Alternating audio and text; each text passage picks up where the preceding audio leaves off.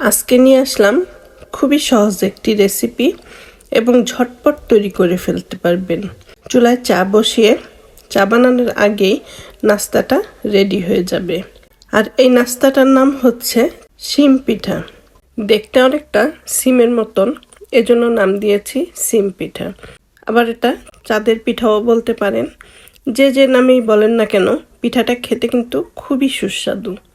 আর বাচ্চাদের মধ্যে কাড়াকাড়ি লেগে যাবে খাওয়ার জন্য, এতটা মজাদার। তো এই সহজ রেসিপিটা আমি যেভাবে বানালাম, নিয়ে নিলাম 2টো ডিম, আর এর মধ্যে দিয়ে দিলাম আধা কাপ চিনি। তো দিয়ে দিব স্বাদ মতন লবণ। তো এখন এই ডিম চিনি আমি এটা ভালো করে মিক্সড করে নিব। আর এরকমভাবে মিক্সড করে নিতে হবে যেন চিনিটা গলে যায়। তো যতক্ষণ সময় লাগে চিনিটা গলতে, ততক্ষণ পর্যন্তই মিক্সড করতে হবে।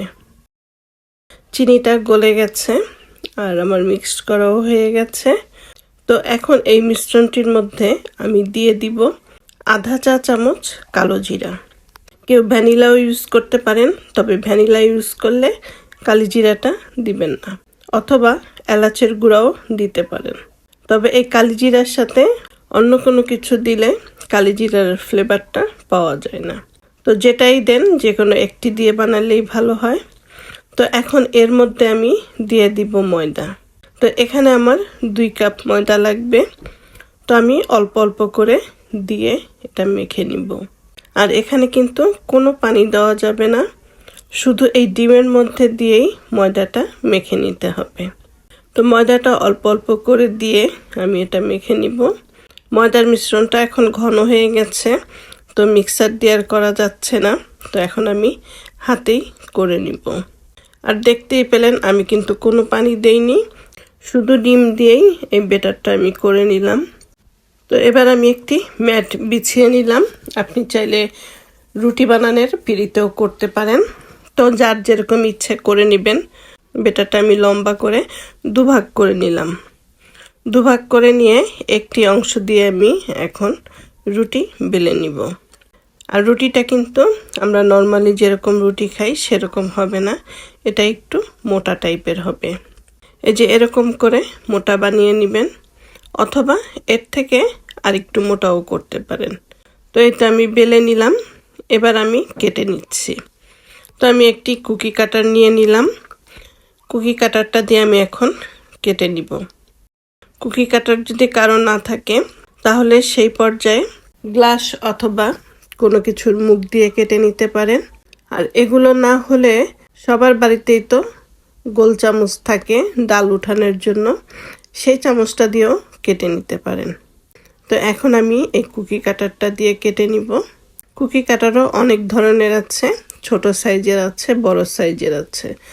তো ছোট সাইজেরটা দিয়ে কাটলে পিঠাগুলো ছোট ছোট হবে। আর আমি একটু বড় সাইজের নিয়েছি, তো আমার পিঠার সাইজগুলি একটু বড় বড় হবে। তো এই তো দেখতে পাচ্ছেন খুব সহজেই কিভাবে পিঠাগুলো কেটে নিচ্ছি। তো এই একইভাবে সবগুলো পিঠা কেটে নিব। আর এই পিঠাটা বানিয়ে কিন্তু অনেক দিন পর্যন্ত রাখতে পারেন, যে কোনো সময় এটা খাওয়া যেতে পারে। তো আগের থেকে যদি বানানো থাকে, তো চায়ের সাথে সহজে এটা খেতে পারবেন। আর বাচ্চাদের বিকেলে নাস্তাটাও হয়ে যাবে। আর দেখতেই পাচ্ছেন এটা তৈরি করতে কতটা সহজ। তো এই যে দেখতে পাচ্ছেন আমার সবগুলো পিঠা বানানো হয়ে গেছে। এখন এই পিঠাগুলো আমি তেলে ভেজে নিব। তো এদিকে তেলটা গরম বসিয়ে দিয়েছি, তেলটাও গরম হয়ে গেছে। এখন এই তেলের মধ্যে আমি এক এক করে পিঠাগুলো ছেড়ে দিব। তবে একসাথে বেশি পিঠা কখনোই দিতে যাবেন না, অল্প অল্প করে দিয়ে পিঠাগুলো ভেজে নিতে হবে, তাহলে পিঠাগুলো ফুলবে ভালো। তো সবগুলো পিঠা দেওয়ার পরে উল্টে পাল্টে পিঠাগুলো ব্রাউন করে ভেজে নিব। আর দেখতে পাচ্ছেন পিঠাগুলো কত সুন্দরভাবে ফুলেছে। এখানে কিন্তু আমি কোনো বেকিং পাউডার ইউজ করিনি, বেকিং পাউডার ছাড়াই কিন্তু পিঠাগুলো ফুলেছে। আর এরকম ঠান্ডার পরেও কিন্তু এরকম ফুলে থাকবে।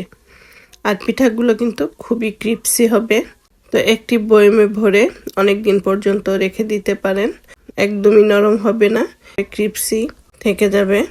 তো এভাবে উল্টে পাল্টে ব্রাউন করে ভেজে তেল ছেঁকে ছেঁকে পিঠাগুলো আমি তুলে নিব এবং এই একইভাবে বাকি পিঠাগুলো ভেজে নিব। দু একটা পিঠা হয়তো ফেটে যেতে পারে, কারণ পিঠাগুলো যেহেতু অনেক ফুলেছে এর জন্য হালকাভাবে একটু ফাটতে পারে, তবে সব পিঠা ফাটবে না। তো পিঠাগুলো কিন্তু দেখতে খুবই সুন্দর লাগছে। তো আশা করি আজকের রেসিপিটা আপনাদের ভালো লাগবে। আর ভালো লাগলে অবশ্যই স্বপ্নকথা প্যারিস চ্যানেলের সাথে থাকবেন। ভালো থাকবেন সবাই। আল্লাহ হাফেজ।